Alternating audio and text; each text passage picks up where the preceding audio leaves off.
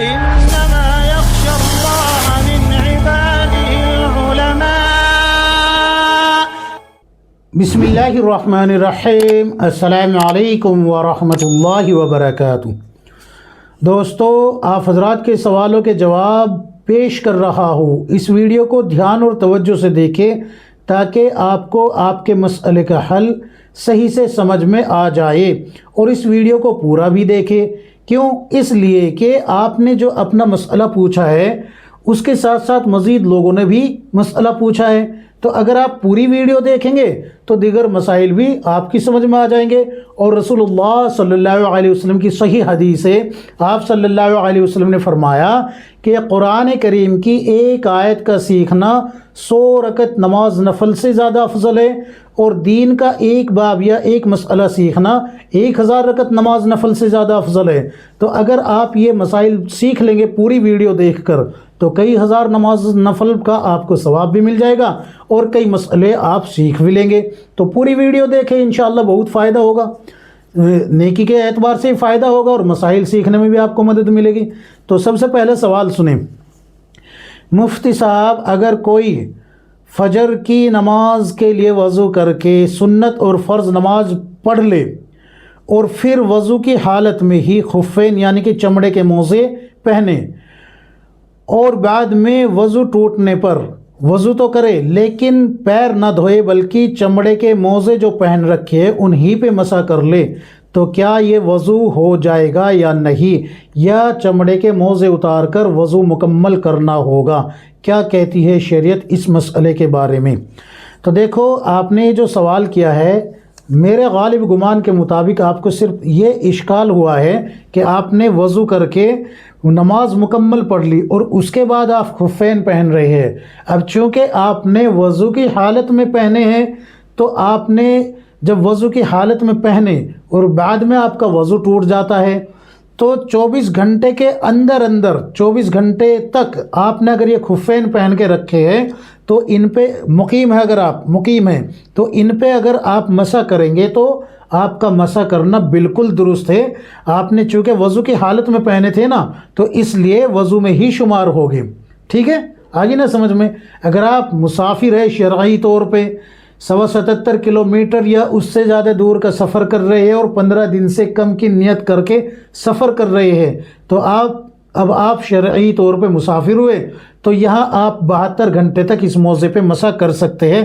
شرط یہ ہے کہ آپ اس کو بیچ میں نہ اتارے ہو. مقیم ہے تو 24 گھنٹے کے لیے پہن لیا اور مسافر ہے تو 72 گھنٹے کے لیے. اگر بیچ میں اتار لیتے ہیں تو پھر آپ کو مکمل وضو کرنا ہوگا پیر دھونے تک. سمجھ میں آ گئی نا؟ تو آپ نے یہ جو مسئلہ پوچھا ہے غالب گمان کے مطابق یہ ہے کہ آپ نے فرض نماز جو پڑھ لی تھی بعد میں پہنے ہیں، تو بہتر تو یہی تھا کہ جب آپ نے وضو کیا فجر کی نماز کے لیے تبھی آپ پہن لیتے وضو کرنے کے بعد، لیکن بعد میں پہنے ہیں نماز کے بعد تو بھی کوئی مسئلہ نہیں ہے، درست ہے، اور آپ کا وضو اس پہ جو مسح کیا آپ نے اور وضو کیا ہے بالکل درست ہو جائے گا. اچھا جی، دوسرا مسئلہ بھی سن لیجئے. مفتی صاحب، اگر مسبوق نمازی قاعدہ اولا یا قاعدہ آخرہ میں نماز میں شامل ہو اور امام مسبوق کے شامل ہوتے ہی سلام پھیر دے یا قاعدہ اولا کر کے کھڑا ہو جائے تو کیا مسبوق کو ان دونوں صورتوں میں اتحیات مکمل پڑھ کر کھڑا ہونا ہوگا یا ساتھ کے ساتھ ہی کھڑا ہو سکتا ہے؟ پہلے تو مسبوق سمجھ لیجئے کس کو کہتے ہیں. مسبوق کہتے ہیں جس کی امام کے پیچھے کوئی 1 یا 2 رکعت یا 3 رکعت یا ساری رکعت نکل گئی ہو لیکن قاعدہ آخرہ مل گیا ہو. سمجھ میں آ گئی نا؟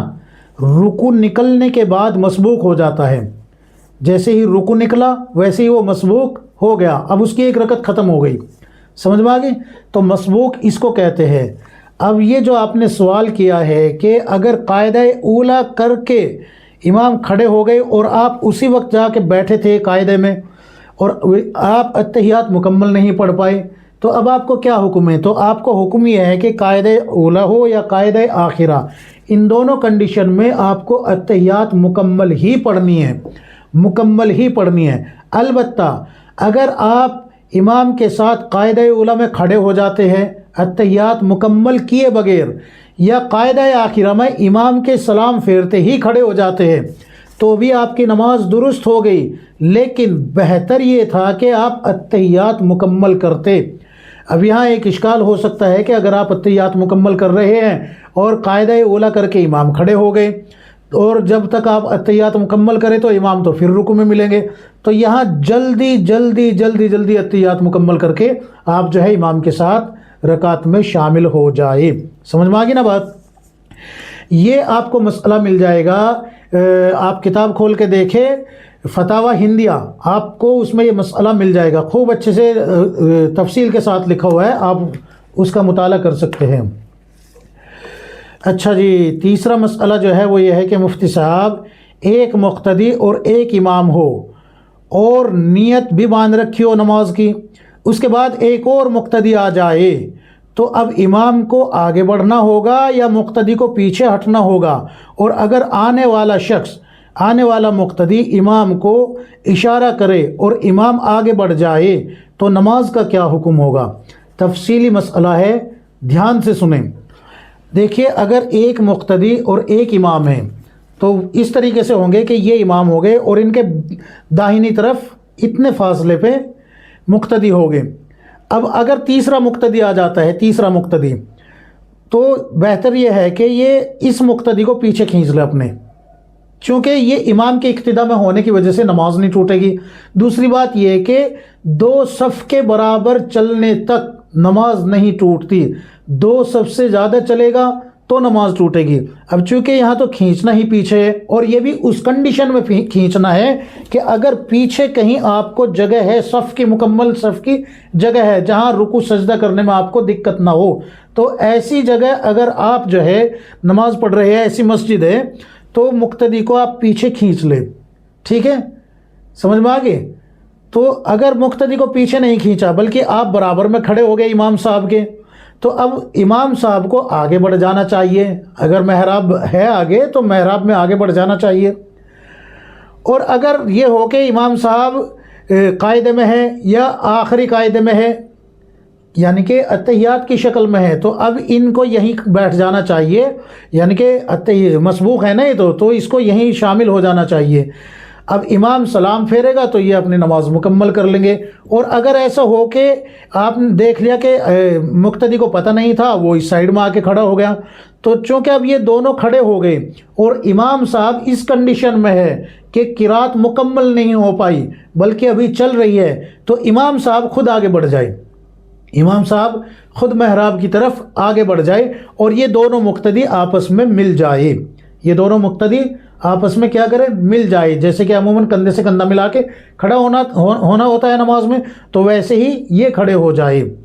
لیکن اگر اس مقتدی نے، آنے والے مقتدی نے امام کو اشارہ کیا آ کے، یعنی کہ اس کو آگے کیا، دھکیل دیا، آگے اشارہ کیا جانے کا، اور یہ امام آگے بڑھ گئے، یہ امام آگے بڑھ گئے، تو اب امام کی بھی اور یہ جو پہلے سے مقتدین کے ساتھ نماز پڑھ رہے تھے ان کی بھی، دونوں کی نماز ٹوٹ گئی۔ کیوں؟ اس لیے کہ غیر نمازی سے لقمہ لینا یا غیر نمازی کو، یعنی کہ خارج نماز سے لقمہ لینا یا خارج نماز کو لقمہ دینا، یہ دونوں ہی مفسدات الصلاۃ ہے، مفسدات الصلاۃ ہے۔ آپ اس مسئلے کو دیکھیں، در مختار، آپ کتاب کھول کے دیکھیں، میں رد المحتار، اس کتاب میں آپ کو یہ مسئلہ مل جائے گا۔ یعنی کہ اگر کسی شخص نے، ایک امام ہے، ایک مقتدی ہے، اور دوسرا مقتدی اور آئے اور وہ امام کو اشارہ کرے آگے بڑھانے کے لیے، اور یہ امام آگے بڑھ جائے اس کے اشارے پہ، تو غیر نمازی کا لقمہ لینے کی وجہ سے اب نماز فاسد ہو گئی، ٹوٹ گئی نماز۔ اور یہی مسئلہ بہت سے لوگوں کو نہیں بلکہ 90% جو عوام ہے ان کو نہیں پتہ، ان کو اس کا علم نہیں ہے، اسی لیے آگے بڑھا دیتے ہیں، اور امام کو بھی نہیں پتہ ہوتا، امام بھی آگے بڑھ جاتے ہیں۔ اللہ ہم سب کے ایمان کی حفاظت فرمائے۔ تو اگر ایسی نمازیں آپ نے پڑھی ہے تو نماز نہیں ہوئی، کیونکہ نماز تو ٹوٹی ہوئی ہے، تو نماز نہیں ہوئی، وہ ساری نمازیں آپ کو لوٹانی پڑے گی۔ تو اس لیے اس کا خاص دھیان رکھے۔ میں اسی لیے اپنے ساتھیوں کو بھی کہتا ہوں جو ہمارے ساتھی تبلیغی جماعت سے وابستہ ہے کہ بھائی جو تیسرا نمبر ہے نا، علم اور ذکر، تو علم پہ زیادہ فوکس کرے، زیادہ سے زیادہ مسائل سیکھے، علماء جو جماعت میں بھیجے جاتے ہیں وہ اس لیے نہیں بھیجے جاتے کہ بھئی آپ خروج خروج چلو چلو چلو میں لگائے رکھو ان کو، اور ایسے ہی وہ علماء ہو جاتے ہیں بیچارے جانے والے، خروج خروج خروج۔ تو اگر آپ جو ہے اس طریقے سے ساتھیوں کو مسائل بتائیں گے اور ساتھی بھی اگر ایسے سیکھیں گے تو انشاءاللہ بہت سے مسائل حل ہو جائیں گے۔ اچھا جی، تو یہ مسئلہ پورا ہو گیا، یاد رکھیں۔ اب ایک اور مسئلہ ہے مفتی صاحب، اگر ایک شخص گھر سے نماز کا ارادہ کر کے چلا، نہ کسی کو بتایا نہ کسی کو پتہ، تو شیطان کس طرح وسوسہ ڈالتا ہے؟ شیطان کو کس طرح پتہ چلا؟ کیا شیطان دل کے بھید جاننے والا ہے؟ دیکھیے یہ فقہی مسئلہ نہیں ہے بلکہ یہ تصوف کا ہے، یہ تصوف کا ہے، اور بہتر یہ ہے کہ آپ اس کے لیے جو بزرگان دین ہے تصوف کے جو ہے پیر طریقت جو ہوتے ہیں آپ ان سے رابطہ کریں۔ لیکن مختصر کر کے بتا دیتا ہوں، ایک تو ہے شیطان کو اللہ تعالیٰ نے عالم الغیوب نہیں بنایا، بلکہ مخلوق میں کوئی بھی عالم الغیوب نہیں ہے، اللہ خود عالم الغیوب ہے، ٹھیک ہے نا؟ اللہ کے سوا دلوں کے بھید کوئی نہیں جانتا۔ اب یہ جو آپ نے کہا نا کہ شیطان کیسے وسوسہ ڈالتا ہے، تو سنیں، نفس جو ہے نا 3 طریقے کا ہے، ایک ہے نفس امارہ، ایک ہے نفس لوامہ، اور ایک ہے نفس المطمئنہ، سمجھ میں آ گئی؟ تو یہ جو نفس امارہ ہے اس کو اللہ کی عبادت سے چڑ ہے، اللہ کی عبادت سے چڑ ہے۔ جب بھی آپ نماز کے لیے کسی نیکی کی طرف جائیں گے تو خود بہ خود یہ آپ کا نفس کہے گا نہیں یار ابھی تو تھوڑا وقت ہے، چلو بعد میں پڑھ لینا نماز، یا ابھی تو وقت ہے بعد میں جو ہے فلاں نیکی کر لینا۔ تو یہ نفس امارہ ہے، اور اسی کے ساتھ دوسرا آپ کے دل میں خیال آتا ہے کہ نہیں اگر نماز چھوڑ دی تو گناہ ہوگا، تو یہ نفس لوامہ ہے۔ تو کبھی نفس امارہ غالب آ جاتا ہے اور کبھی نفس لوامہ غالب آتا ہے۔ جب نفس امارہ غالب آتا ہے تو بندہ جو ہے اللہ کی اطاعت سے نکلنے کی فراق میں لگ جاتا ہے، اور شیطان پھر اس کا ساتھ دیتا ہے۔ اور نفس لوامہ جب غالب آتا ہے تو گناہوں سے توبہ کی طرف بندہ چل دیتا ہے، اللہ کے احکام کو پورا کرنے کی طرف چل دیتا ہے۔ تو سوال آپ نے یہ کیا کہ شیطان کو کیسے پتہ لگتا ہے، تو اللہ کے نبی صلی اللہ علیہ وسلم کی حدیث ہے، مسلم شریف کھول کے دیکھیں، آپ صلی اللہ علیہ وسلم نے فرمایا کہ شیطان انسان کی رگوں میں خون کی طرح دوڑتا ہے۔ ایک روایت یہ بھی ہے کہ شیطان مچھر کی طرح انسان کے دل پہ بیٹھا ہوا ہوتا ہے، اور جیسے مچھر خون چوسنے کے لیے ڈنک مارتا رہتا ہے ویسے ہی یہ ڈنک مارتا رہتا ہے، وسوسے ڈالتا رہتا ہے۔